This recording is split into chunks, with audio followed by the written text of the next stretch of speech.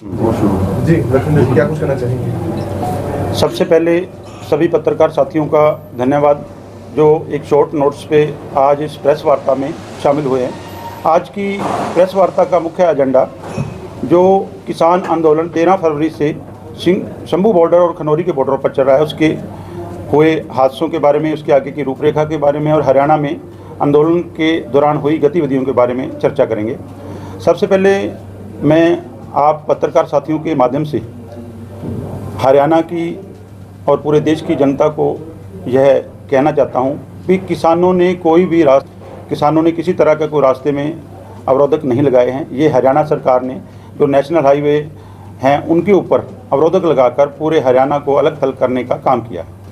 बात करें सिरसा जिले की, तो सिरसा जिले में भी मुख्य मार्ग जो नेशनल हाईवे नंबर 9 है उसके ऊपर खैरे का जो घग्गर नदी का पुल है उसको बंद करके बिल्कुल 2 भागों में सिरसा को बांट दिया है और भी छोटे छोटे रास्तों पर अवरोधक लगाकर अभी बच्चों के पेपर चल रहे हैं। बहुत परेशान हैं आमजन लोग, सभी किसान मजदूर आवाम सभी परेशान हैं। तो हम अपील करना चाहते हैं सरकार से कि सभी रास्तों के अवरोधों को हटाया जाए। इंटरनेट सेवाएं बहुत लंबे समय तक जो नहीं थी बच्चों के पेपरों में, और आम जो एक तरफ तो हम कहते हैं डिजिटल इंडिया, तो जब डिजिटल इंडिया में नेट नहीं था तो बहुत दिक्कतें आई हैं। तो उनको इंटरनेट सेवा तो आज से चालू कर दी गई है। तो हम अपील करते हैं सरकार को भी रास्ते भी खोल दिए जाएँ ताकि आम जन को कोई दिक्कत ना आए। अब बात रही आंदोलन की, आप सब पत्रकार बंधुओं ने नज़दीक से आंदोलन को दिखाया है।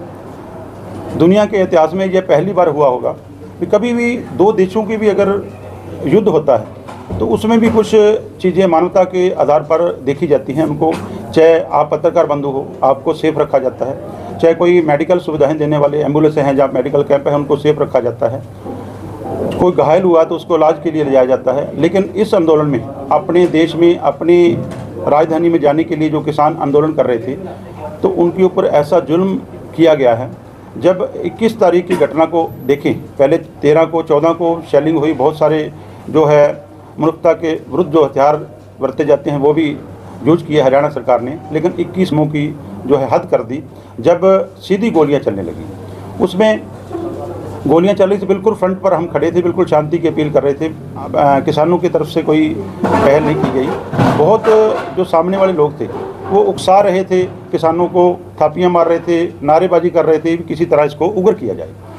तो जब ये आंदोलन सबसे पहले उन्होंने आंसू गैस के, सबसे पहले पानी की बौछारें छोड़ी, उसी की दामों आंसू गैस के, जहरीली गैस के गोले छोड़े, उसके बीच में मोर्टार दागे के बहुत सारे जो किए, उसमें वहाँ तक भी बस नहीं की। उसके बाद सीधी गोलियां चलाई जो कि हमारे जो साथी है शुभकर्ण सिंह, उसके गर्दन में लगी और उसको दूसरे किसान साथी ने उठाकर मेडिकल कैंप में लेके आए, वहाँ से आगे हॉस्पिटल ले गए जहाँ पे वो उसकी रास्ते में जाते मृत्यु हो गई। तो साथियों, ये बात पूरे देश तक, पूरी जनता तक ले जाना चाहते हैं। जब यह सारा कुछ हो रहा था उस तरफ से सिविल ड्रेस में जो पुलिस के गुंडे कह सकते हैं या पुलिस के द्वारा हायर किए हुए गुंडे कह सकते हैं हम, तो उन्होंने पूरी जोर से पूरी दूर तक आंसू गैस के गोले छोड़कर बीच में से आए। तो कई सारी जो हमारे आगे ट्रालियों में बुजुर्ग बैठे थे उनको ट्रालियों को था। उसके बाद यहाँ तक भी बस नहीं हुई, आगे जो जितने साथी आगे थे उनको 4-5 साथियों को आगे ले जाकर वहाँ बोरियों में बंद कर इतनी बुरी तरह से पीटर पकड़ के ले गए। इससे भी याद करा था जो मेडिकल कैंप थे उनके ऊपर हमला करके उनको तहस नश करके उनकी कुछ मेडिसिन बुखार दी कुछ उठा के ले गए।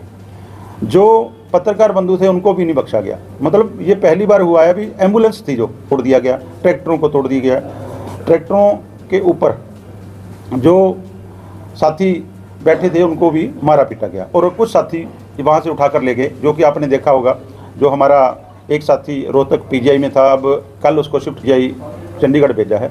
तो ये वहाँ बर्बरतापूर्वक व्यवहार हुआ जो कि अति निंदनीय है।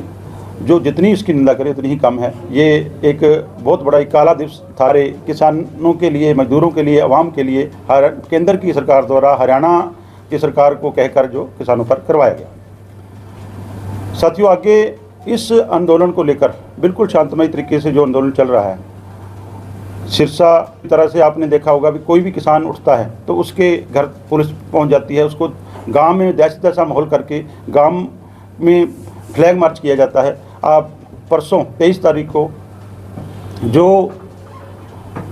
तारीख को खेड़ी चोपटा में धरना लगा हुआ था, वहाँ ट्रैक्टर ट्रालियों के ऊपर वहीं भी आंसू गैस के गोले छोड़े गए और वहाँ मारा पीटा गया, लाठीचार्ज हुआ, उनको भी खदेड़ा। ये हरियाणा की बात है। तो हम हरियाणा के मुख्यमंत्री माननीय मनोहर लाल खट्टर से कहना चाहते हैं भी आप इतना बड़ा तशद्दुद किसानों पर क्यों कर रहे हैं। हम सवाल पूछते हैं, जब वहाँ पुलिस आगे आई थी तो वहाँ हमारी कुछ ट्रालियों पर छोटे साहिबजादों के फ़ोटो लगे हुए थे, माता गुजर कौर के फ़ोटो लगे हुए थे, माता साहब कौर के फ़ोटो लगे हुए थे, जिसके कारण आज भारत में हम चैन का सांस ले रहे हैं। आज भारत है, उनको भी बख्शा नहीं गया, उनको जो है बेअदबी की गई, उनको फ़ोटो को पाट कर उनके ऊपर पैरों से जो है इतनी बड़ी जो है हमारे साथ इतना बड़ा व्यवहार किया गया। तो साहब की 250 जथेबंदियाँ हैं, वो जो है आगे 28 तारीख तक के प्रोग्राम है और 29 को जो ऐलान होगा पीसी के मदद से। आज WTO पर, वर्ल्ड ट्रेड ऑर्गेनाइजेशन पर आज कन्वेंशन है दोनों बॉर्डरों पर। कल पूरे देश भर में WTO के पुतले फूके जाएंगे और उसके बाद जो अगला प्रोग्राम है 27 तारीख को दोनों फोरमों के, खनौरी बॉर्डर पर संयुक्त किसान मोर्चा गैर राजनीतिक और शंभू बॉर्डर पर किसान मजदूर मोर्चा, दोनों फोरमों के हैं जो वो मीटिंगें होंगी, पूरे देश भर की किसान जथेबंदियाँ शामिल होंगी। और 28 तारीख को दोनों की साझा एक बैठक होगी जिसमें 250-300 के करीब जथेबंदियाँ देश भर से हिस्सा लेंगी। उसके बाद 29 तारीख का ऐलान किया जाएगा।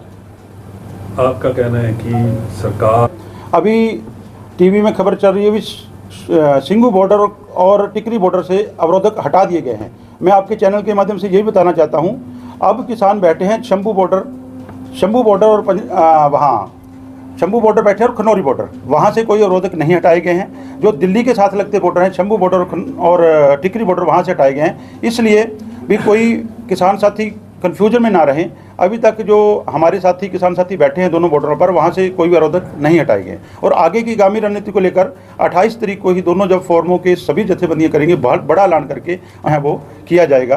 तो आगे की रणनीति यह है, जब तक हमारी मांगें नहीं मानी जाती है, क्योंकि सबसे बड़ी बात जो 4 दौर की वार्ता हुई है, 8 फरवरी को, 12 को, 15 को और 18 फरवरी को, चारों दौर की वार्ता में जो निकल के आया है, जो मंत्री सभान, जो 3 मंत्री अर्जुन मुंडा जी, पीयूष गोयल जी, नित्यानंद जी और पंजाब के CM भगवंत मान जी साथ बैठते थे। मीटिंगें मैंने भी अटेंड की है।